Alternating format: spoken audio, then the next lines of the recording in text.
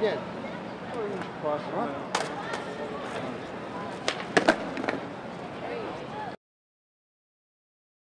In terms of a couple things that they did before, which actually did work, was I know I was talking about the whole skateboard thing. I mean, and they built the skateboard park, and I thought that was a great idea.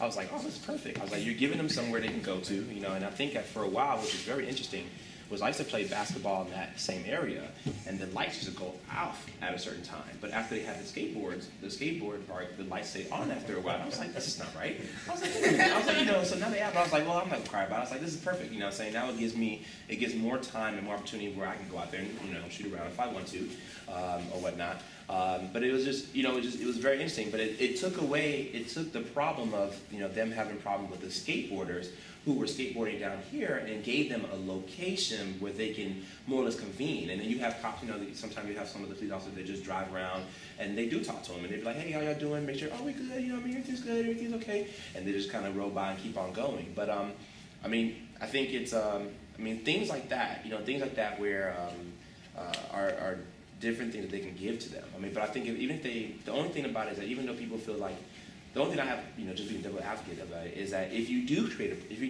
an event for them, I mean, you know the event's going to end at 11 or end at 10. So you know, I mean, you know the event's going to end early. So then it's like your parents will come back and come pick you up, right? Your parents are going to get you. So I think regardless of the fact, you know, the event's going to end early. So it's, you know, it's almost like, well, if we did have an event for you, you know, you have to be home by a certain time anyway. So it still fits in within the curfew. So, you know, it doesn't really matter. It's really funny how before all this was built, we had this plain grass, and there were more activities here for the kids than there is now that we built this fancy place.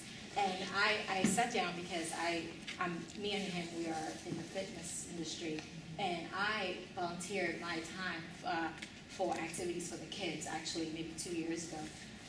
And it was so drawn out. It took them so long to approve my free fitness for kids that wow. I gave up, you know, trying to do that project. And I just feel like I don't know what happened to the activities for kids. Because honestly, if you give me something to do from 6 to 10, or if you build something for me to do around here, by that time I'm too tired to want to hang out after 10. You know what I'm saying? So I will want to go home because I'm too tired. I've been hanging out with my friends all day, so I will want to go home. But I think that when you don't have anything for them to do, they will want to hang out. If I'm just standing around from 6 to 12, I want to still hang out after 12. That's true. Because there's, you know, I haven't exerted myself enough to be able to want to go home.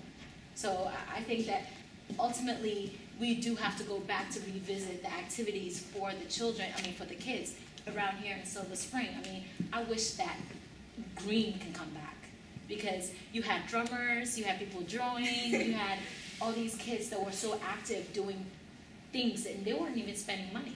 You know what I mean? So it really hurts me to think that kids can't do that anymore, or they can't come here and just stand there and talk to their friends, or draw, or paint, or whatever they want to do out in the open without buying Chick-fil-A or without having to, you know, purchase anything on the street. So, See, my upbringing or background is a little bit different because I've always lived in areas that were not so safe. So I never really wanted to be outside anyway. So I was always in. But what resonates with me is like hearing things like, well, we need solutions and not restrictions and things like that. And so, you know, that's where I like to become a part of things is when we're trying to empower kids and keep them out of trouble, you know, and not targeting certain kids for being troubled kids when they may not, or they may have valid reasons, like you were saying, for being the way that they are. And when you provide other alternatives, that may change their lives. So. The right way. I understand that there's violence, because at first when I heard the curfew, I was like, there's no violence, this is crazy. Why are these adults doing this? Like, man, this is stupid. And then I understood that there is violence, and you have to see both points of it. But I don't think the curfew is dealing with it correctly. I feel like there should be more opportunities for kids to get into things. I think that police should have a better relationship with kids. I think that's a huge problem.